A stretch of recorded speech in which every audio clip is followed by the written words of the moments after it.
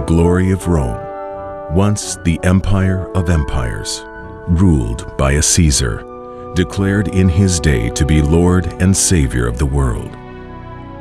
But in 58 AD, a letter written by a Roman citizen, addressed to residents of Rome and circulated throughout the empire, challenged the power and glory of Rome. Romans, the letter that changed the world by a challenge to Caesar on this day of discovery.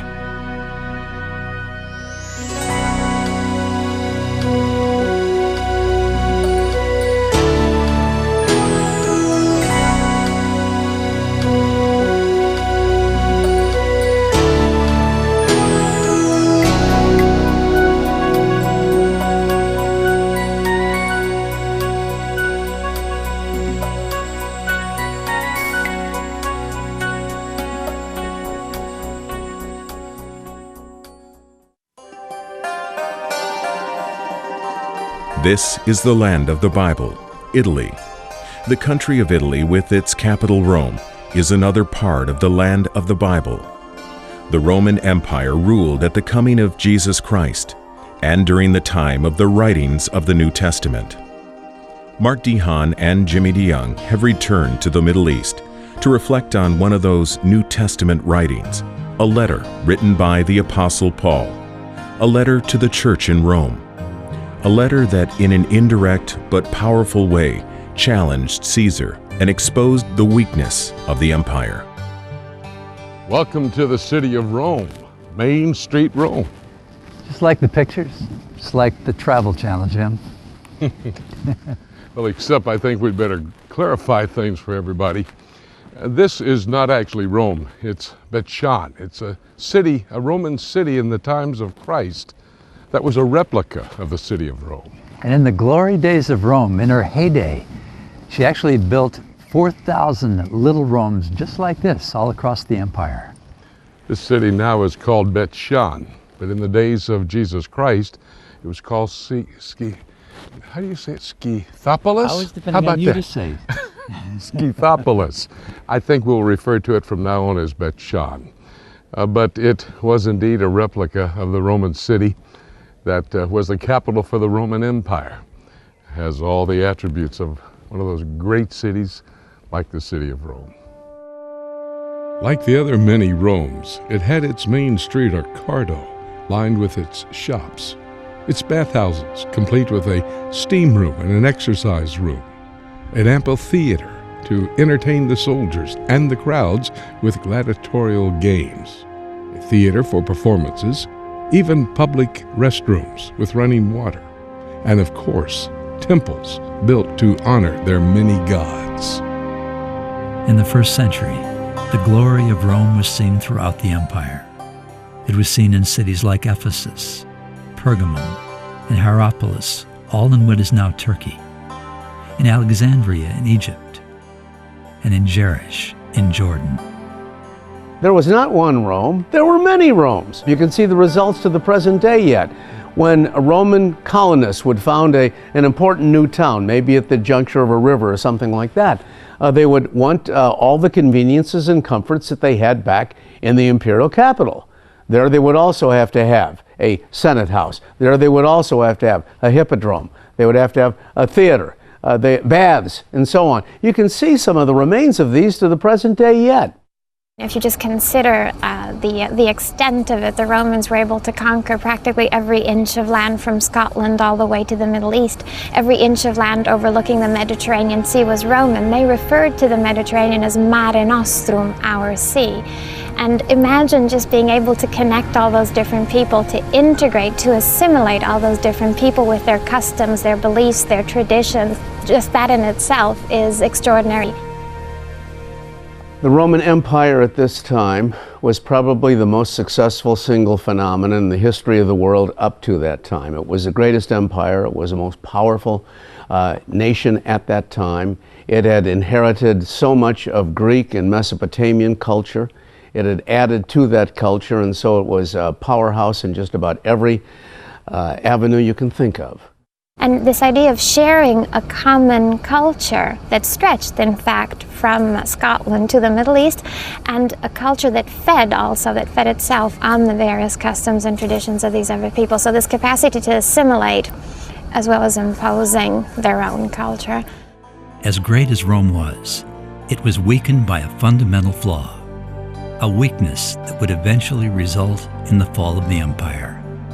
And one of the ways we know about that weakness is that in the first century, an important letter was written describing it. In fact, Jim picked up a replica of a first century Roman letter, we think, bound in leather. Inside you've got paper, written on in Greek, which would have been the language of... Very interesting. You know, in that first century, Rome was at the height of its power. And as Mart said, a letter was written. The writer of the letter, the Apostle Paul, he sent this letter to Rome. The letter to the Romans is one of the few letters Paul wrote to a church he had not planted and never even visited before. Paul, a bondservant of Jesus Christ, called to be an apostle, separated to the gospel of God. To all who are in Rome, beloved of God, called to be saints. Romans chapter 1. St. Paul is probably in Corinth at the time, and he is writing the people in Rome in this epistle or letter to the church in Rome. He wants to get there. He hasn't been there yet. In fact, he says, I'd like to come to Rome, and then I'd like to go on to Spain if possible. What has hindered him? Well, he never explains that, but probably it's the needs of the ministry where he's already been. And preaching the gospel in the Eastern Mediterranean area, and not only in planting churches in significant places, but helping a church like the church in Corinth with some of its problems that it had after he founded the church. All of this has occupied his time. But finally now, as Paul writes to the Romans, he anticipates that after a brief stop in Jerusalem, he's going to be able finally to come to Rome and to visit the people there. Without ceasing, I make mention of you always in my prayers, making request, if by some means, now at last I may find a way in the will of God to come to you, for I long to see you. Romans chapter 1. As a Roman citizen and Christian, Paul clearly understood the challenge to the followers of Jesus posed by both the culture and the authority of the Roman Empire. And what's so important about this letter is that it reveals that Rome had a weakness, like a fault line within the empire, within the culture, that was far more significant than the problem of any invading army. Oh, how the great have fallen, Jim. Look at the size of this thing. Dramatic scene here. Okay. Can you imagine what the earth must have been doing to bring these down? Look at it, must have fallen from up here, hits the wall, breaks in half. Across the Cardo, or the street here. Look at the way it crushed the pavement there. Mm. And this is the Capitol here. This must have been on top. Look at it, where it ended up. Beth-Shean, or Scythopolis, as it was known during the Roman era, was built on a fault line where the Jezreel Valley and the Jordan Valley intersected. The Jordan Valley, a part of that Great Rift Valley, which extends in the north from Turkey all the way to the south into Kenya, Africa. In one night, in 749 AD, this city was destroyed by a great earthquake. But something even more profound than that was happening throughout the whole empire. The Apostle Paul, in his letter to the Romans, describes characteristics of the culture, characteristics of the world of his day, that show us that the glory of Rome was actually masking a spiritual fault line, a spiritual weakness within the human race itself. St. Paul, in the letter to the Romans, is very clear on pointing out the contrast between Christianity, belief in one God, the Creator God, against the paganisms at the time in the city, where they were worshiping the creatures and God's handiwork instead of God Himself. They exchanged the truth of God for a lie, and worshipped and served created things rather than the Creator. Romans chapter 1. Paul says on the one hand in chapter 1 that nature is something that reveals something to us about God. That if we look at nature as we should, it teaches us that there is a God, that He's powerful. That's the only way we can explain the world of nature when we really begin to investigate it. Since the creation of the world, His invisible attributes are clearly seen, being understood by the things that are made, even His eternal power and Godhead, so that they are without excuse. Romans chapter 1. And Paul, again, always makes a distinction between the high theology of Christianity and the low moral level in Rome and what the pagans produced by way of religion and ethics, which was not very lofty. One of the foundational weaknesses of Rome can be seen right here at this spot. This plaza was dominated by a temple which would have stood here in the upper level. The temple had 4 columns, 30 feet high. So throughout the Roman Empire, there were temples to false gods, temples just like those in Rome. Dr. Corrado Primavera, born in Rome, is familiar with one of the oldest temples in the city. We are at the Pantheon, the most well-preserved Roman temple since the 1st century AD. And he was built by Agrippa, a good friend of the Octavianus Augustus, the first emperor in Rome. Agrippa built this temple in 27 BC, before Christ, and he dedicated this temple to all gods. That's the name Pantheon, from the Greek word all gods. And the idea was to came out with a plan to celebrate all gods so that the Romans can find their ways to gain favor from any kind of gods. This gives us a taste of the Roman religion in that time. Pluralistic, polytheistic view. So the Roman religion celebrating all kind of gods, all kind of cults, to find ways to receive favor from any kind of god. The kind of gods that the Greeks and the Romans worshipped is quite clear from, I think, Paul's address in Mars Hill, Acts 17, when he points out that while he's waiting for the others to come and join him in the city of Athens, he looks around and he's very depressed by all the statues of the gods and goddesses, and even one to the unknown god, as you recall, to make sure all their bets were covered. This is so typical. All the Romans did when the Greeks freighted their Olympian crew to them is simply change their names when they went through Italian immigration. Hello Zeus, now you're Jupiter. Hello Hera, now you're Juno. And so the Roman religious system was only based on basically the Greek mythology, the various gods and goddesses in Mount Olympus that so many people know about. When Paul wrote his letter to the Romans, even the emperor himself was regarded as a god. The cult of the Caesars began pretty innocently. Under Augustus, nobody took it too seriously. It was a case of a pledge of allegiance to the Roman central regime. But later, when you get emperors worse than Augustus, who did get fat-headed, who were impressed with their own divine capabilities, people like Caligula later on, or Domitian at the end of the 1st century, then they took their own importance and their deity during their lifetime more seriously. Usually deity came to a Roman emperor only after his death, but now they started jumping the gun and having the deity accorded them even during their lifetime. And that becomes more serious then. They changed the glory of the incorruptible God into an image made like corruptible man. Romans chapter 1. But why in Paul's letter to the Romans would he express such concern about the kind of worship and spirituality that he had seen across the empire? Why would such pluralism, why would such worship of Greco-Roman gods be so dangerous? The danger, according to Paul, is that our Creator cares enough to be angry when he sees those he loves being ruined by gods that are not gods, and by worship that is worthless. For the wrath of God is revealed from heaven against all ungodliness and unrighteousness of men, who suppress the truth in unrighteousness. Romans chapter 1.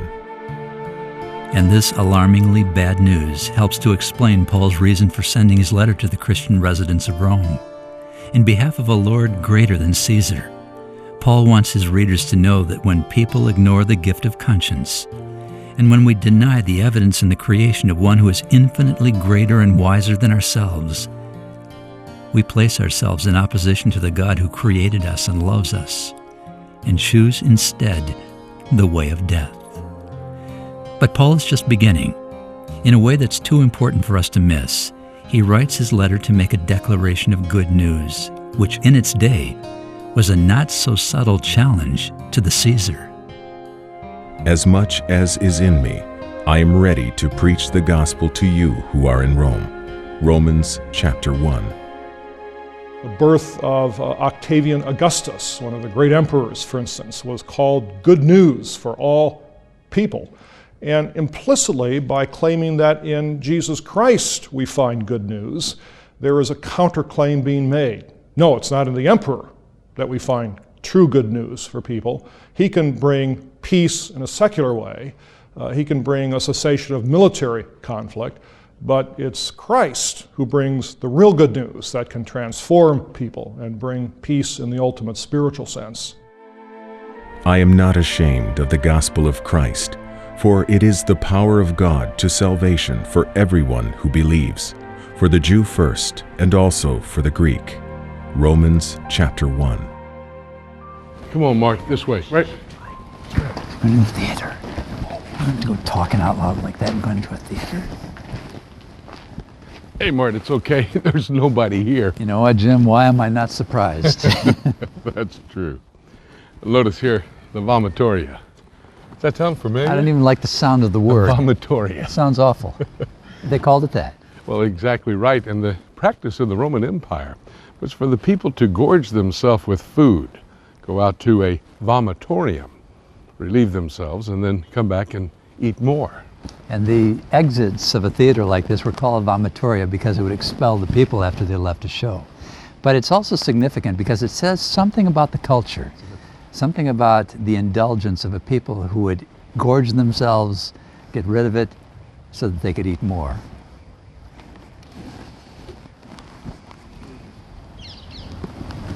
Now look, they must have modern performances here because this stage has been reconstructed. Very nice. Wow. Hey, Mart, what are you doing? I'm counting. Just wait a second. What are you counting? I heard that before the earthquake, this place seated 7,000 people. There's no way. You count the sections. There's no way in the world you can get 7,000 in here. Well, what you've got to realize that this is not the only tier.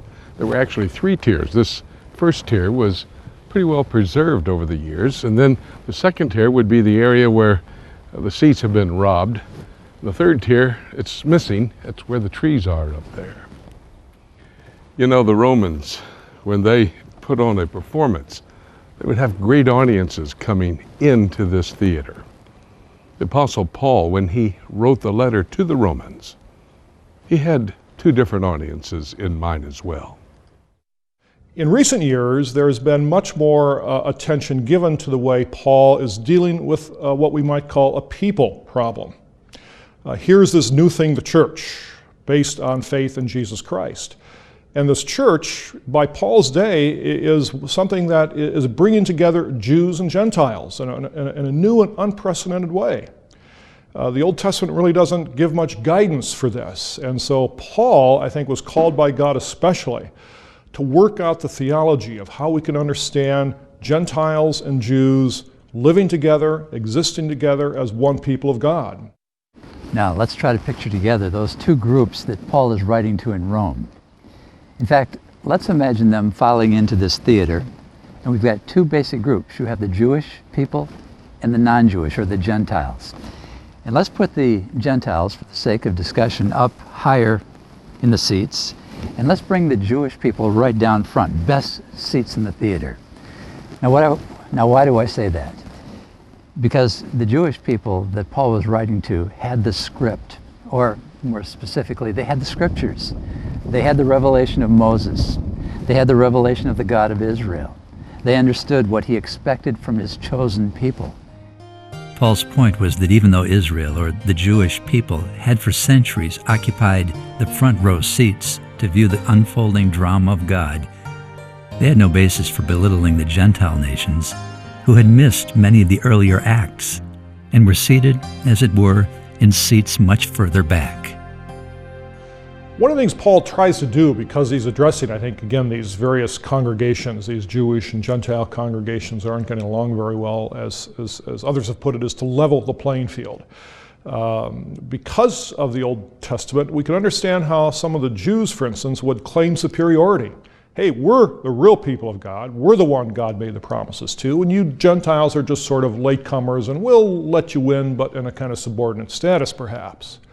So one of the things you see Paul doing, for instance, in chapters 1 to 3, is saying, hey, you Jews have the same problems the Gentiles do. The Gentiles are involved in idolatry and all this kind of stuff. They're rejecting the true God of the Bible and making their own gods. But you Jews have done basically the same thing. You've made Torah, your law, something so important that you've put it in place of God. And so basically, Jew and Gentile, Paul wants to say, as human beings affected by sin and under its power, are in essentially the same kind of a situation. Neither can claim superiority over the other. For we have previously charged both Jews and Greeks that they are all under sin. As it is written, there is none righteous, no, not one. There is none who understands. There is none who seeks after God. They have all turned aside. They have together become unprofitable. There is none who does good, no, not one. Romans chapter 3. And so Paul, in his letter to the Romans, was actually saying that the entire audience, both groups were equal. They were both guilty, the Jew and the Gentile. They had ignored God and turned from the Creator. When we stop to think about it, the entire audience was seated on a fault line of sin. Paul, in Romans, doesn't begin by talking about the gospel itself. He begins by talking about why the good news is needed. Why in the world did God have to go through this kind of an effort, sending his only son to die on a Roman cross? Well, he had to do it because there was this problem of sin that absolutely held people captive. They needed to be liberated from this power of sin. So at the end of chapter 3, beginning in chapter 3, verse 21, Paul begins describing the good news, how God in Jesus Christ has liberated human beings from the power of sin by providing him as our substitute, as a sacrifice for us. We respond by faith, and by responding in faith to this good news, we, in a sense, experience the liberating power that Christ has brought into the world on our behalf, so that sin no longer is something that will rule over us and dominate us as human beings. We are made right with God by putting our faith in Jesus Christ. That happens to all who believe. It is no different for the Jews than for anyone else. Romans chapter 3.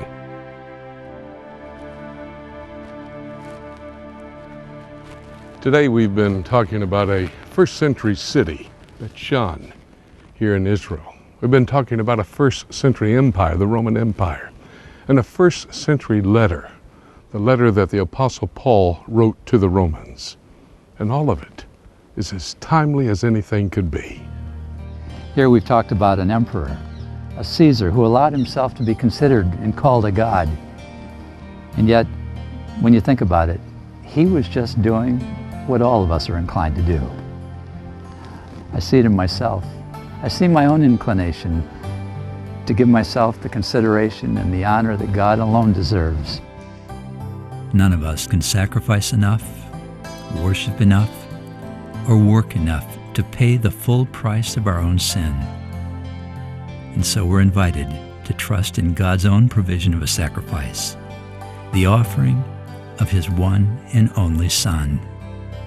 And so Paul writes to followers of Christ in Rome, everyone has sinned. No one measures up to God's glory. The free gift of God's grace makes all of us right with him. Christ Jesus paid the price to set us free. God gave him as a sacrifice to pay for sins. And so he forgives the sins of those who have faith in his blood.